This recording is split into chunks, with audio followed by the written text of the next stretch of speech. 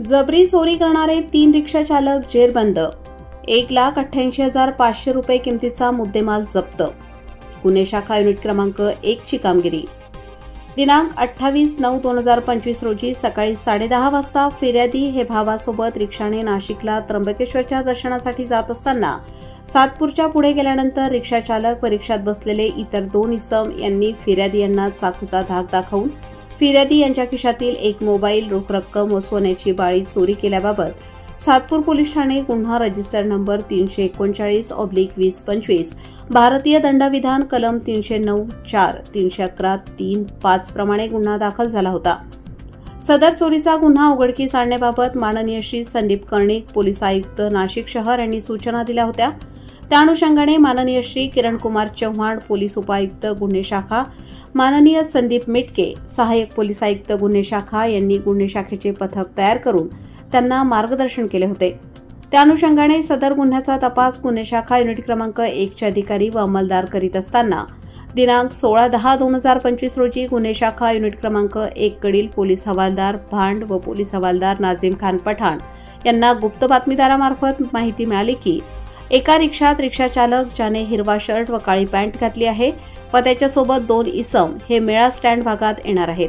अशी खात्रीशीर बातमी मिळाल्याने सदरची बातमी गुन्हे शाखा युनिट क्रमांक 1 चे वरिष्ठ पोलीस निरीक्षक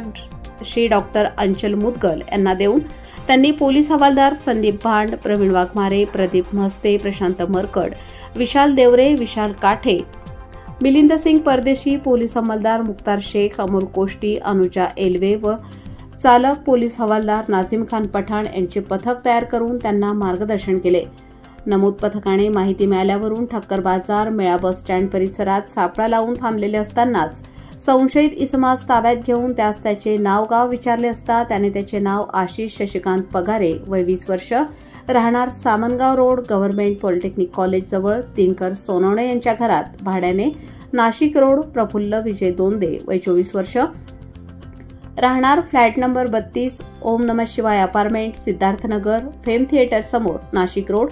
आफ्ताब फारुख सय्यद, वय 24 वर्ष, राहणार घर नंबर 2, कापूर सिंग चाळ, लोणकर मळा, जय भवानी रोड, नाशिक असे सांगितले. त्यांना ताब्यात घेऊन वरील गुन्ह्याच्या बाबत विचारपूस केली असता आरोपीने वरील नमूद गुन्हा केल्याची कबुली दिल्याने त्यांच्याकडून एकूण 1,88,500 रुपये किमतीचा मुद्देमाल हस्तगत करण्यात आला आहे. त्यांना पुढील कारवाई कामी सातपूर पोलीस स्टेशनच्या ताब्यात देण्यात आले आहे.